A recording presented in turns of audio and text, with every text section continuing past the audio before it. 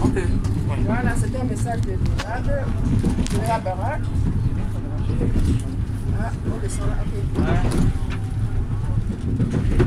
Moi, je voudrais parler du Mali. Moi, tu te parles du français, Du Mali. En ce moment, nous savons tous que depuis le 10 janvier, le peuple malien est dehors pour exiger le départ de Ibeka.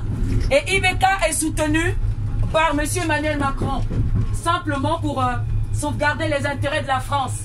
Et nous avons Barkhane qui est installé au Mali, à Kidal.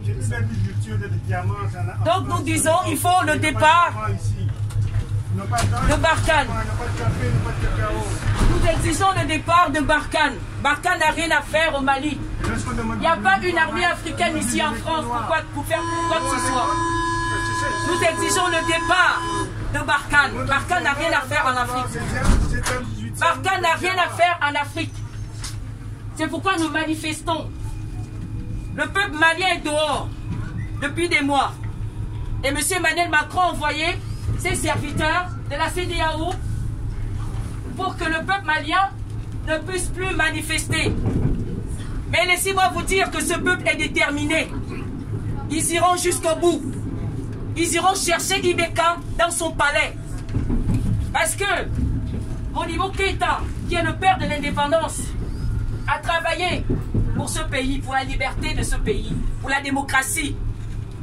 Mais la France, comme d'habitude, elle te donne à gauche et elle récupère à droite. Les indépendances de façade. Alors, M. Ibeka partira.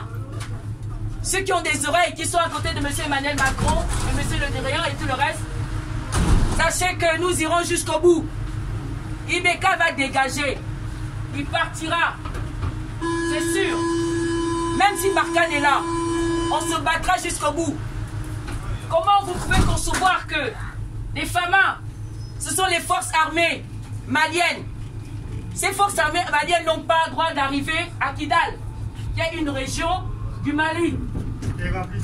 Qu'est-ce qui peut empêcher à l'armée française d'aller dans une région de France?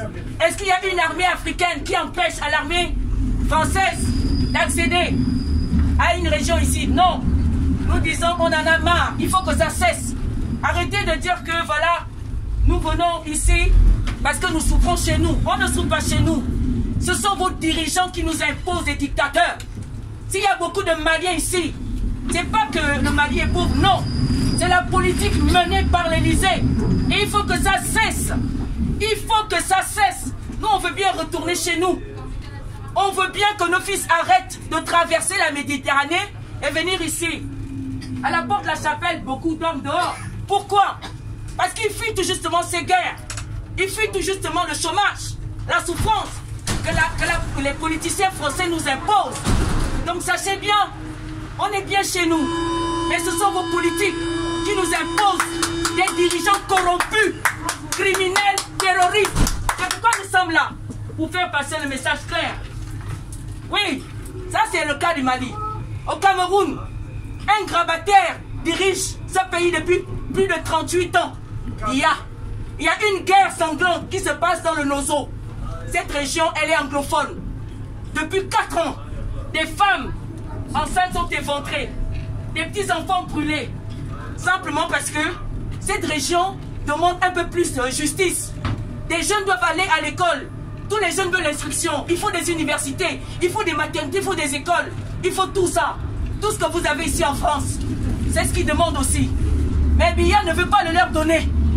Alors que faut-il faire? Qu'est-ce qu'on doit faire? Mourir bouche fermée? Vaut mieux mourir dans la dignité. C'est vrai, ceux-là, ils ont pris des armes. Ils sont obligés de se battre pour montrer à Biya qu'ils font la résistance et ils veulent la révolution. Mais la France de M. Hollande, de M. Emmanuel Macron soutient Biya. Nous avons vu M. Biya ici, à Lyon. Il a participé à des conférences alors qu'il est illégitime. Il est venu au pouvoir par un hold-up, comme le font d'ailleurs tous les autres dirigeants africains. Ils viennent au pouvoir par hold-up. Ils tuent leur peuple. Le cas de Biya. On va au Gabon, la famille Bongo est au pouvoir depuis 53 ans. Une même famille qui pille, qui tue, qui emprisonne. En 2016, il y a eu des élections. Le gagnant, c'était M. Jean-Ping. Mais M. Hollande n'a pas voulu que M. Jean-Ping prenne le pouvoir simplement parce qu'il est chinois, gabonais, chinois de père et gabonaise de mère. Simplement parce qu'il voulait que le Gabon puisse être un état de droit. Oui, ils ont empêché à M. Jean-Ping de prendre le pouvoir. Mais pourtant, comme on organise des élections, c'est le peuple qui va s'exprimer. Le peuple qui fait son choix n'est jamais respecté en Afrique. Au Gabon en 2016. Et M. Ali Bongo, le défunt Ali Bongo, a fait bombarder le QG de Jean-Ping, le gagnant. Il a tué des Gabonais dans les rues, dans plusieurs villes. Et ce monsieur, avec ses alliés, sont restés impunis jusqu'à aujourd'hui. Et nous crions haut et fort. Si vous allez au Trocadéro, il y a des Gabonais qui manifestent chaque samedi pour leur souveraineté, pour appeler à la France que le Gabon n'appartient pas à la famille Bongo. Ça fait 53 ans. Et cette famille a des résidences extraordinaires dans cette France, partout en Europe. Alors qu'au Gabon, il n'y a même pas de logement pour tous. Pourtant, c'est un pays riche, moins de 2 millions d'habitants. Qu'en dites-vous? Est-ce normal? Lorsque le peuple sort pour manifester son mécontentement, les citoyens sont rattrapés, torturés, violés, emprisonnés, kidnappés. Il n'y a pas d'école. Tous les projets que ces gens-là proposent au peuple, en réalité, ils ne réalisent pas. Soutenus, financés, l'État gabonais est financé par l'AFD, l'Agence française de développement. Mais brûle les bois français. Voilà.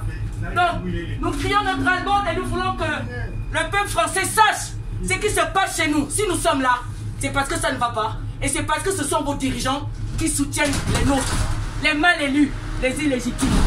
C'est un peu ce que je voulais vous dire. Merci à tous. Merci encore.